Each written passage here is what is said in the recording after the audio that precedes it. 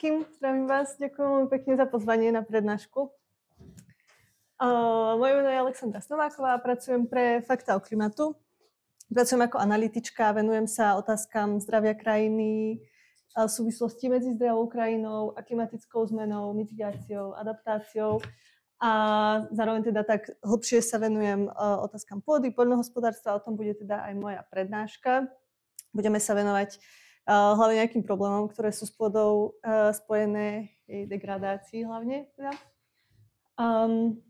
Pôda je podľa mňa niečo, čomu sa ako keby venujeme málo, že nie je to niečo, nechodíme napríklad pôdu voňať tak ako lúky, ako kvety na lúku napríklad, alebo objímať ako stromu do lesa. Je to niečo, k čomu máme možno nejak slabý vzťah. Ja by som bola rada aj vás trošku možno motivovala a vytvorila vám tou prednáškou priestor, aby ste na tou pôdou možno trochu uvažovali a trošku sa zamysleli nad tým, aký máte vy ku nej vzťah, aké sú možno aké sú všetky funkcie, ktoré plnia aj pre vás a podobne. Ja som chcela dať na úvod trošku aktivitku, že si vám dám nejakých 5 minút, aby ste si napísali, aké všetky asociácie vám k pôde napadnú. Ale tým, že je nás tu tak málo, tak možno bude fajn, keby sme si to takto pozdieľali medzi sebou, keď môžete povedať, čo vám napadne prvé, keď sa povie pôda. A kľudne vykrikujte len tak.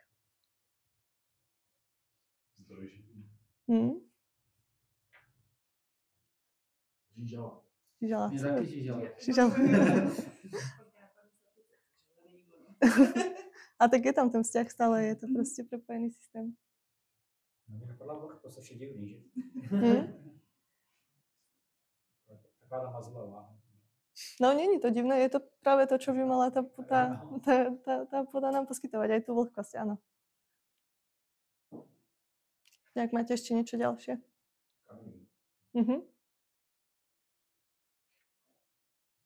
Máte s tým asociované s pôdou aj nejaké vône napríklad? Prach.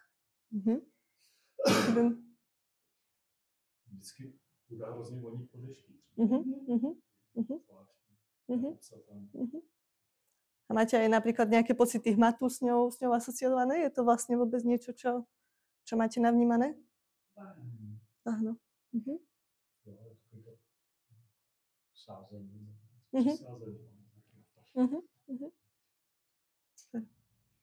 Super. Ja som chcela, aby sme sa na úvod trošku zladili, dali sa proste do tej témy a trošku sa ponorili do tej pôdy. Takže poďme ďalej v prednáške. Vlastne čo tú pôdu tvorí? Tak ako ste povedali, je to možno nejaká hmota, nejaké bahno, niečo hnedé, nejakým spôsobom nám to vonia, ale môže to pôsobiť ako len nejaká tak taká jednotvárna hmota často a úplne sa nezamýšľame nad tým, čo všetko ju tvorí. Ale v skutočnosti je tá pôda celý živý ekosystém, kde už len keď si ju naberieme a pozrieme sa trochu bližšie, nemusíme ani mikroskopom, tak vidíme presne tie žížaly, možno môžeme vidieť nejaké chodbičky od iných živočíchov, nejaké chrobáky, môžeme tam vidieť mŕtve korene rastlín napríklad. Tá pôda má takisto nejakú štruktúru, keď ju začneme drobiť si v rukách, tak vidíme, že sa drobí na menšie časti, môžu tam byť nejaké kamienky, nejaké pieskové, ilovité častice a podobne. A keď sme sa pozreli ešte bližšie pod mikroskopom, tak vidíme, že je to úplne živý svet, kde je množstvo húb a baktérií a rôznych iných organizmov. Tu nájdeme vlastne na ilustrácii hýfitých húb. A samozrejme sú tam naviazané živiny. A ako som spomínala tie čiastočky pôdy, tak vlastne vďaka tomu, že pôda není jednoliatá kompaktná hmota, tak tam vznikajú keby tie priestory medzi tými časťami, kde môže prúdiť voda, vzduch, podobne. Keby ste sa viacej chceli trošku povenovať, alebo by ste sa zaujímali o ten edafón, o ten život v pôde, tak odporúčam vám prednášky od Ladislava Mika. Má aj na YouTube nejaké TEDxové prednášky, ktoré sú fakt zaujímavé, ukazuje celý ten bohatý život v pôde a aký je význam tých živočíchov v pôde. Čo si aj trošku povieme počas tej prednášky.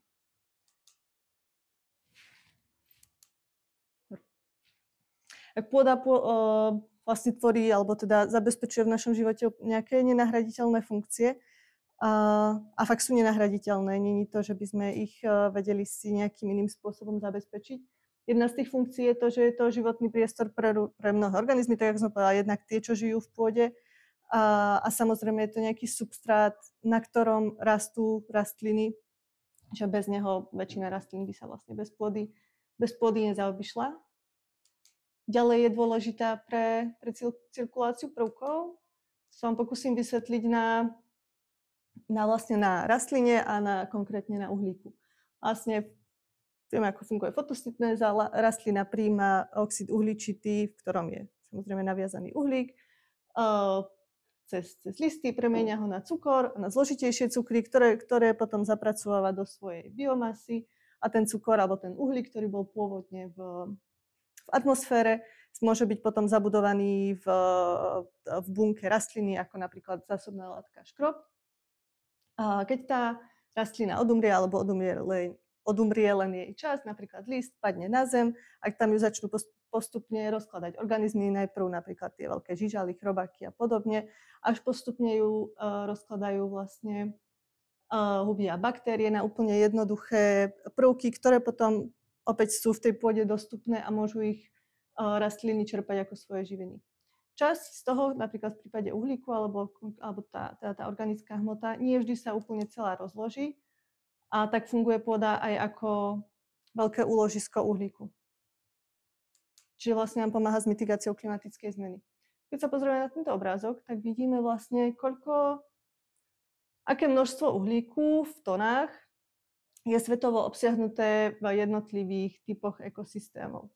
To máme vlastne nejakú tajgu, severné lesy mierneho pásma, to sú nejaké pastviny mierneho pásma, tropické lesy, púšťa, polopúšte, tundra.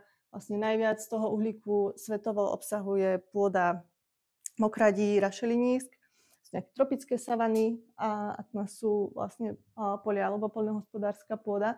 Čiže vidíme, že pre každý z tých ekosystémov platí, okrem teda tropického dažďového pralesa, kde ten cyklus keby rozkladu tej organickej hmoty prebieha veľmi, veľmi rýchlo. Ale inak teda platí, že vo všetkých ekosystémoch je práve tá pôda to najväčšie úložisko uhlíku. Aj svetovo je teda pôda najväčšie úložisko uhlíku, vlastne tam viac uhlíku ako v atmosfére, aj ako v celej rastlinnej biomase.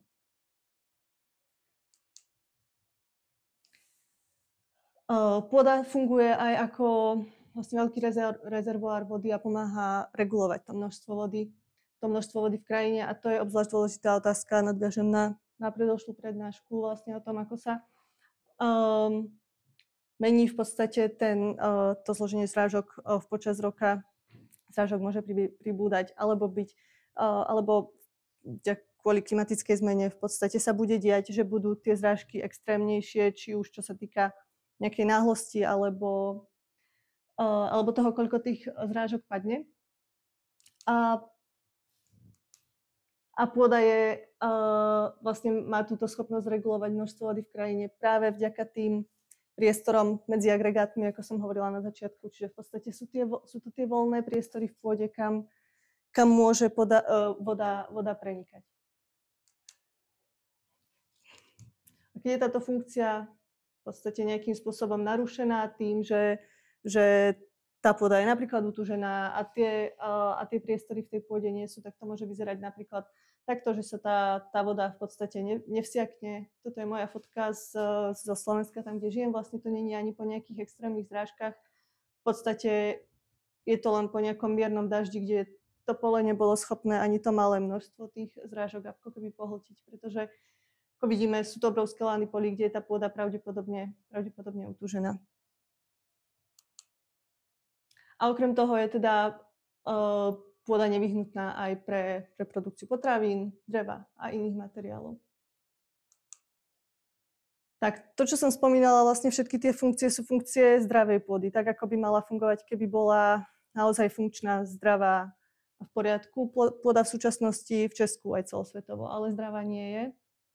Je ohrozená rôznymi formami degradácie. A vlastne teraz sa pozrieme na všetky tie formy degradácie, ktorými pôda v Česku trpí. A pozrieme sa na príčiny a dôsledky, ktoré za tým ďalej sú. Tak, tu je ilustrácia tých teda všetkých foriem degradácie, o ktorých budem hovoriť a postupne si ich všetky prejdeme a k tejto ilustrácii sa potom ešte vrátime.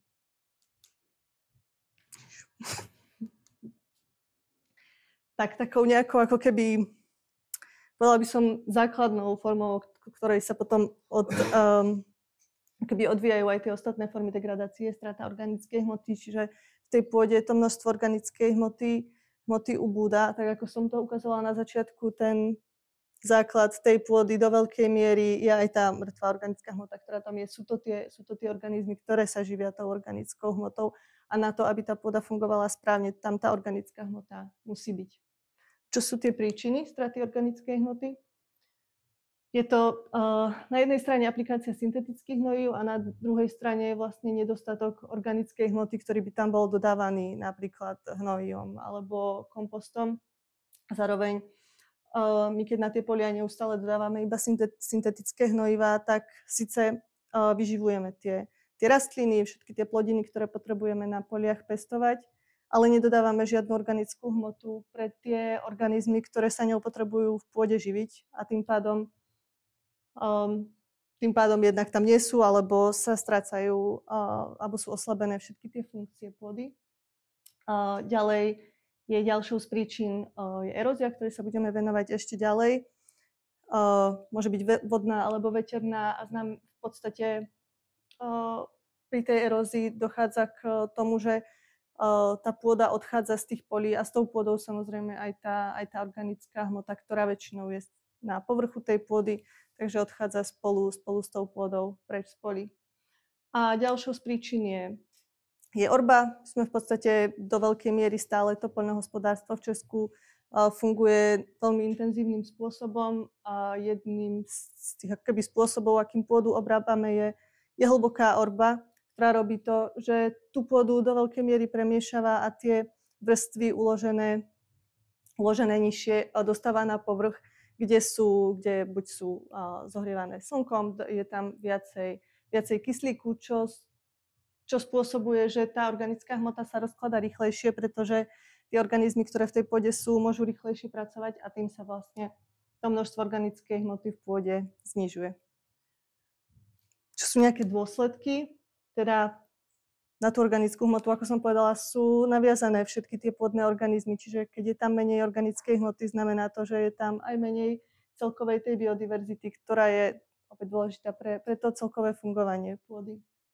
Dochádza k rozpadu tej pôdnej štruktúry. Ako som ukazovala na začiatku, tie agregáty tie vznikajú práve vďaka tomu, že je v pôde organická hmota a tá vyživuje pôdne organizmy, ktoré potom zabezpečujú to, že tie pôdne agregáty vôbec vznikajú, pretože ich napríklad spájajú hify húb alebo rôzne, by som povedala, nejaké lepidlá, nejaké výlučky, ktoré tie organizmy a rastliny vylučujú.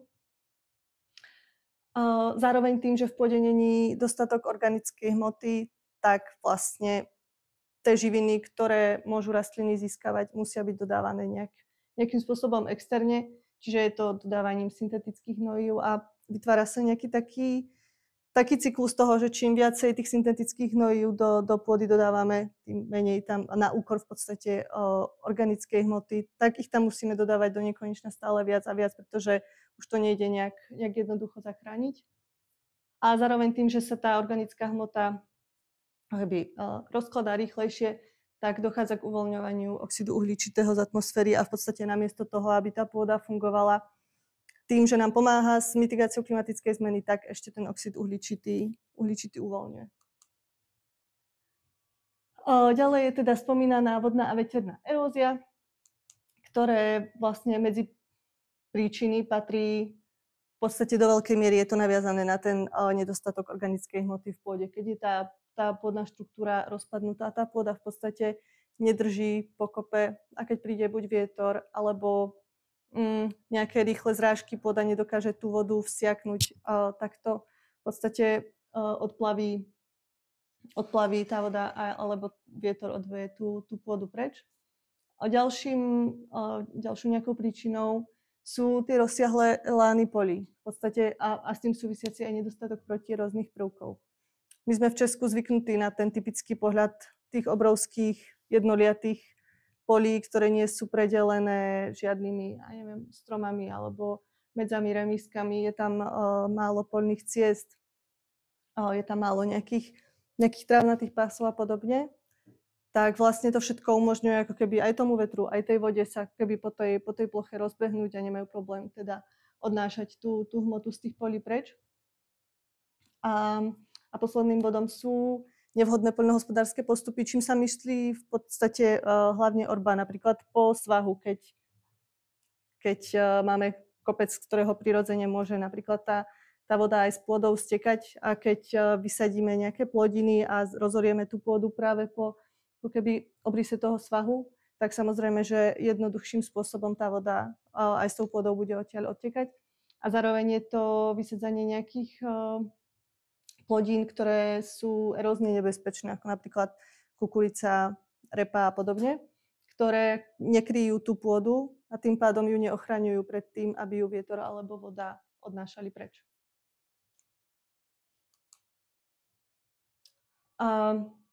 Dopadmi vodnej a veternej erózie sú teda strata ornice. Ornica je tá najvrchnejšia vrstva pôdy, ktorá sa v našich podmienkach 1 centimeter môže tvoriť aj 100 rokov. Čiže v podstate, keď nám s tou pôdou odchádza, teda pri tej erózii odchádza tá ornica, tak prichádzame o tú úrodnú vrstvu pôdy a nie sme potom schopní, alebo teda strácame v podstate tú možnosť pestovať aj kvalitné potraviny. Strata organickej hmoty, eutrofizácia, čo je v podstate dodávanie živín do vodných tokov, plôch a podobne. Takisto, keď v podstate do tej pôdy dodávame tie syntetické hnojivá, napríklad tie rastliny nie sú schopné všetky prijať a spotrebovať, voda alebo vietor, a v tomto prípade v podstate voda odniesie tú ornicu, tú pôdu aj s tými živinami všetkými do nejakých vodných tokov alebo nádrží, kde v podstate sa tie živiny usádzajú a vyživujú ten ekosystém, čo on preň sám samozrejme ale nie je prospešné, pretože sa tam namnožia riasy, sinice a môže to zabiť celý ten ekosystém. Ďalším dopadom môže byť prach v ovzduší, ktorý je samozrejme pre nás nejakým spôsobom jednak nepríjemný, druhák zlý pre naše zdravie, pre dýchacie cesty. Ďalším dopadom je znečistenie vodných tokov. V podstate to bahno, všetko z tých polí sa dostáva do tých vodných tokov a aj napríklad na cesty, odkiaľ to treba potom čistiť a podobne.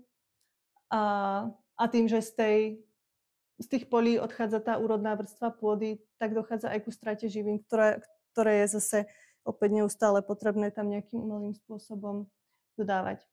A teda vodná aj veterná erózia sú v Česku keby celkom významné problémy. Práve minulý rok bol rekordný v počte eróznych udalostí za, nechcem trepať, ale myslím, že nejakých posledných 30 rokov. A samozrejme má to veľké dopady aj finančné, jednak tým, že o samotnú tú ornicu prichádzame, tak sú tam nejaké finančné straty a druhák je potrebné nejakým spôsobom čistiť tie zanesené vodné toky, je potrebné čistiť tie cesty, napríklad keď tam tá voda navlečie to bahno, takže celkovo sa to ročne môže vyšplhať až do 10 myslím, že 10 miliónov českých korún. Alebo počkajte, ja sa pozriem, aby som vám nepovedala zlé číslo, či je to 10 miliónov, či miliard.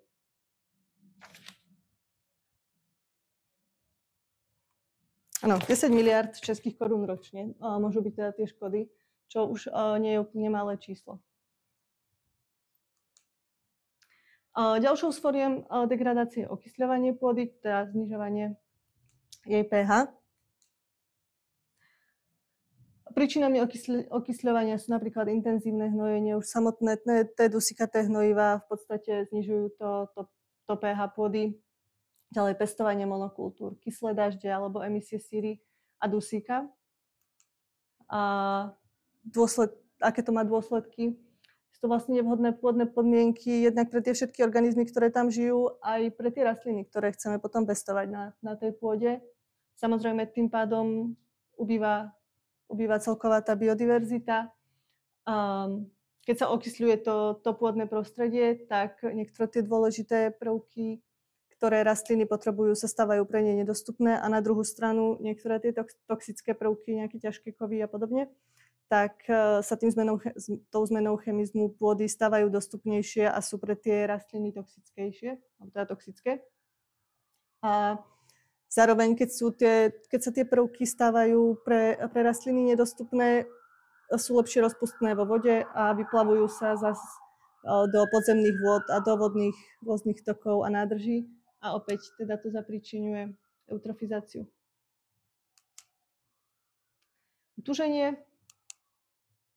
Tuženie je v podstate, tak ako som povedala, vlastne akoby zanikanie tých priestorov medzi tými pôdnymi agregátmi a spôsobené je do veľkej miery vplyvom ťažkej techniky, ale zároveň treba povedať, že niektoré pôdy sú na to tuženie náchylnejšie a niektoré menej.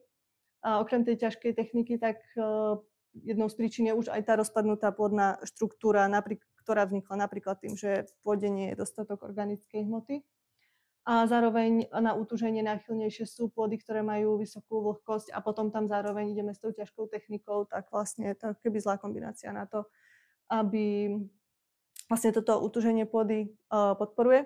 A ešte naviažem na predošlú prednášku, vlastne jednou z príčin je do nejakej miery aj klimatická zmena v tom,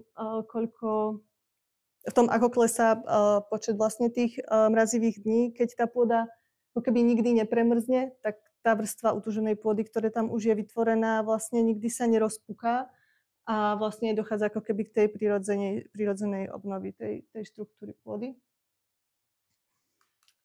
A medzi dôsledkami sú ešte väčší rozpad pôdnej štruktúry, strata porovitosti a prepustnosti tej pôdy, čiže pôda nie je schopná nasiakať tú vodu, nie je prepustná ani pre vzduch, čiže rastlinám sa ťažko žije, zároveň nie je priepustná tá pôda ani pre korene rastlín, proste nie sú schopné cez niektoré vrstvy pôdy sa tie korene pretlačiť.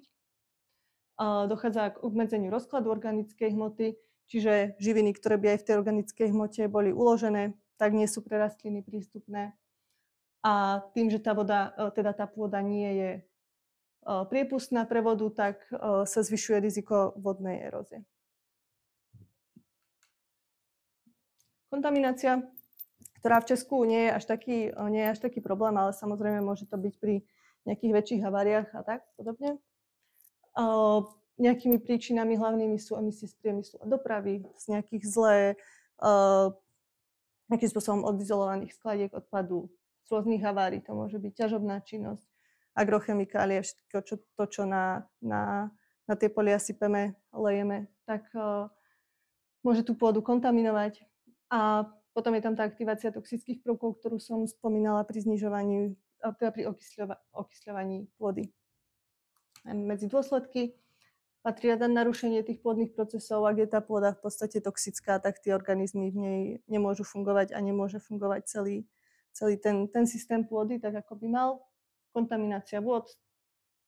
Z tej pôdy samozrejme pôda filtruje vodu, čiže odtiaľ môžu tie toxické látky prechádzať do vodných tokov a nádrží a ohrozenie zdravia organizmov, takisto aj ľudí, keď jeme tie potraviny, ktoré sú napríklad z pôdy, ktorá môže byť nejakým spôsobom kontaminovaná, tak to samozrejme nie je dobré pre naše zdravie. A zástavba, čo je v podstate takou ako keby definitívnou formou degradácie pôdy, pretože keď raz tú pôdu zastaviame, tak už prestáva plniť všetky tie funkcie, ktoré by mohla. A vlastne je to nejakým spôsobom nevratné. A teda vlastne deje sa to kvôli rozširovaniu obytných oblastí, ale aj stavbe infraštruktúry rôznej, napríklad cesty a podobne. Nie je to v Česku až taký veľký problém, ale ako keby miera tej zástavby v posledných rokoch klesá, ale stále tým, že je to keby tak definitívne v podstate riešenie tej pôdy, tak je to niečo, na čo treba brať ohľad. Tak a tu sa vraciam naspäť k tomu môjmu úvodnému obrázku, kde sú v podstate vyznačené tie formy degradácie pôdy a zároveň som vyťahla tie hlavné príčiny, ktoré do veľkej miery súvisia s intenzívnym poľnohospodárstvom, čo je v súčasnosti stále spôsob poľnohospodárstva, teda aký v Českej republike prevláda. Sú tam napríklad tie monokultúry, ktoré sú pestované obzvlášť na rozsiahlých lánoch polí. Sú to nevhodné úpravy pôdy, ako napríklad orba po svahu a využívanie tej ťažkej techniky, ktorej sa ale pri tých veľkých rozmeroch pôdy, aké v Česku sú, vlastne nevyhneme. Je to nadmerné využívanie syntetických hnojív, aplikácia pesticídov a podobne. Tak aby som vás nenechala v podstate len tak, že je všetko zlé, tak si len stručne prejdeme nejaké alternatívne spôsoby k tým hospodárskym praktikám, ktoré som vám teraz povedala. Ja nie som poľnohospodárka, takže vám to poviem iba z toho môjho nejakého analytického pohľadu. Takže že napríklad tie monokultúry a rozsiahle lány polí je možné nahradiť v Česku napríklad zvýšením diverzity pestovaných plodín alebo napríklad budovaním krajinotvorných prvkov alebo využívaním agrolesnických systémov. A všetky tieto veci sa v podstate aj v Česku dejú. Môžeme ich nejakým spôsobom zabaliť do balíčka regeneratívneho poľnohospodárstva, ktoré v Česku sa postupne rozširuje. Samozrejme, niečo z toho sú aj praktiky ekologického poľnohospodárstva. Ale deje sa to stále ako keby vo veľmi malom a to prevládajúce fungovanie nie je pre tú krajinu dobré. Nevhodné spôsoby orby je možné nahradiť napríklad obmedzením orby v zmysle toho, že sa využívajú nejaké iné spôsoby obrábania tej pôdy, alebo aspoň obmedzenie orby po svahu, teda tak, aby to bolo čo najmenšie zlo v podstate. A nadmerné využívanie pesticídov je možné nahradiť napríklad využívaním organických hnojív, ktoré teda vyživujú tú pôdu samotnú, aj tie pôdne organizmy, alebo pestovaním medziplodín, ktoré fungujú jednak ako hnojivo, ak sa na tom poli napríklad ponechajú, sú zapracované do tej pôdy, môžu slúžiť ako výživa pre tie pôdne organizmy, ale zároveň fungujú aj na reguláciu rôznych plevelú. A takisto podľa toho, aká tá medziplodina sa pestuje, tak môže mať účinok aj na to, že rozbíja napríklad tú utúženú pôdu, pretože to môžu byť rastliny s hlbokými koreňmi a tým celkovo trošku naštartovávajú to fungovanie toho pôdneho ekosystému. A to je všetko. Ďakujem za pozornosť.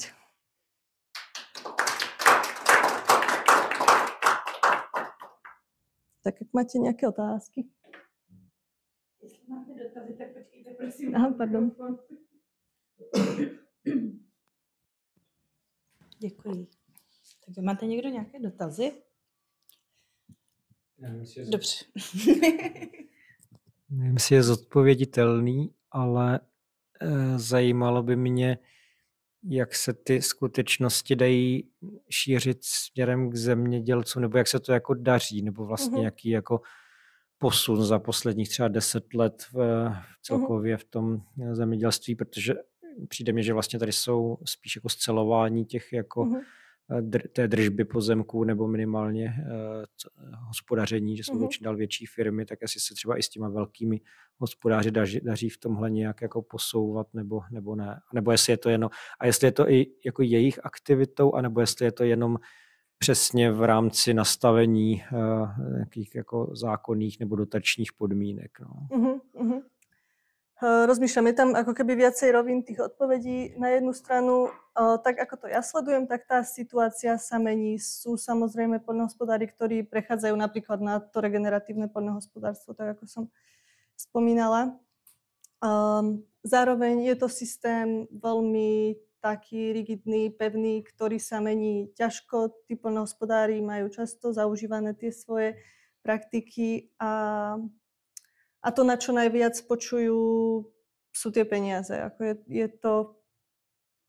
Treba si uvedomiť, že pestujeme potraviny nie len preto, aby sme mali čo jesť, ale poľnohospodári to pestujú pretože je to nejaká ekonomická komodita, proste živia sa tým, predávajú to, takže musia nejak fungovať aj v rámci toho trhu.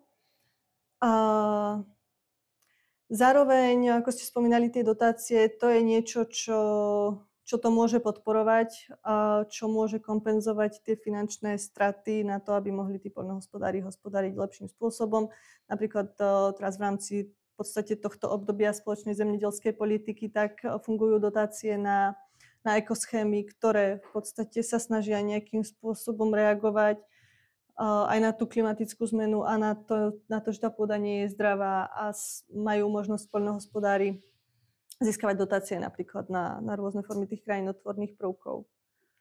Neviem, či som vám odpovedala. Nejakým spôsobom sa to hýbe, ale je to ťažko. Ještě. No mi totiž přijde, že v podstatě oni jsou i dost často taková ta lobistická skupina, která mnohé ty opatření omezuje a v podstatě myslím, že na zemědělcích nejvíc narazilo to Nature Restoration Law. Ano. Jo, tak ve výsledku, i když mají třeba ty kompenzace dotační, tak stejně si myslím, že ta rigidita toho myšlení a vzorců jako hospodaření tam pořád je. No. Tak to už není asi otázka na taky dovětek. Ano, souhlas. Tak jo, má ještě někdo nějaký dotaz? Já si na to můžu trošku navázat, tak by mě právě zajímalo, jestli se snaží třeba Ministerstvo životního prostředí jako dotovat právě ty projekty, kde se uplatňuje právě třeba to hospodářství, jak se mě to vypadlo. To regenerativní? To regenerativní, jo. A nebo jestli je to jakoby jedno, jestli prostě jedno, jestli jako hospodaří jakoby po starým, když to tak řeknu, jakoby v tom klasickým, že jim jde v podstatě převážně o ten zisk a neřeší se ten dopad na tu půdu, anebo jestli jsou právě jako, jak to říct, jako upřednostňovány, aspoň teda finančně, právě ty firmy, nebo jak to říct, prostě, kteří se snaží hospodařit jako regenerativně. Tak v prvom rade to regeneratívne poľnohospodárstvo zatiaľ nie je ako keby nejak ukotvené. Čiže vlastne v podstate odpoveď je v tomto prípade nie, pretože nemôžu dostávať peniaze na niečo, čo nie je nejak v zákone alebo kdekoľvek inde ukotvené. Ale zároveň to môže ísť čiastočne napríklad cez tie dotácie na tie krajinotvorné prvky, ktoré v podstate sú ako keby jedným z princípov regeneratívneho poľnohospodárstva a myslím, že čiastočne aj, alebo do nejakej miery aj na tie krycie plodiny. Takže nejakým spôsobom obkľukov, áno. A pak jsem se jenom chtěl ještě zeptat k té půdě, jak jste o tom mluvila, že vlastně to obsahuje spoustu živin a je to vlastně celý jakoby ekosystém samostatný, nebo ne samostatný, ale prostě část toho ekosystému. Tak jestli je známý jakoby třeba to procento těch živin, co se týče, jakoby, když půjdu do hloubky, že předpokládám, že prostě pod povrchem to bude asi nejzajímavější, potom to bude nějak klesat, jako dá se říct, třeba v jakých hloubkách, jaké složení třeba těch organických látek a kde potom už třeba je to takový jako nějak stabilní, nějaký takový průřez jakoby tou vrstvou. Neviem vám na to odpovedať úplne presne, ale tak ako odpovedala by som v podstate asi rovnako tak, ako to vy hovoríte, tým, že tá organická hmota v podstate dostáva sa z tých rastlín a podobne na povrch, takže najväčšie množstvo jej bude v podstate do nejakých podľa mňa 15 cm a tam je v podstate potom aj tá najväčšia biodiverzita tých organizmov všetkých a tak ako to ide nižšie, tak to klesá a to súvisí aj s tým, že je tam potom menej kyslíku, samozrejme menej organizmov tam vôbec je schopných fungovať.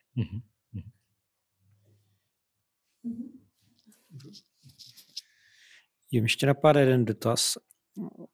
Já vlastně docela rozumím tomu, že ti zemědělci chcou prostě hospodařit s nějakým ziskem a že to je prostě jejich podnikání, ale jestli se třeba dělala nějaká analýza nebo existuje v podstatě toho, že když se ta půda jako nějakým způsobem jako devastuje, pak se to teda jako dotuje nebo šťaví těma umělými hnojivy, ale ve výsledku je to vlastně poměrně třeba drahá věc, tak jestli se tohle ekonomicky nějak vyčíslovalo, že v podstatě z dlouhodobého hlediska to třeba ani není výhodné, jo? Nebo jestli se tohle ví a je to nějak jako...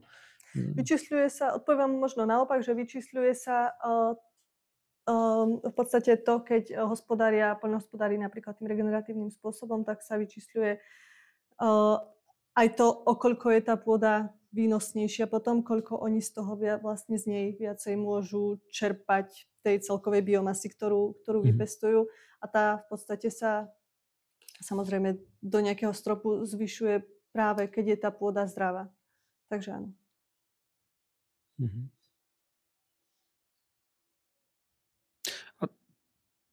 Takže třeba nějaký porovnání, já nevím, nějaký vstup do nějakého prostředí zemědělského hospodařím vlastně jako hodně nějak jako neudržitelně.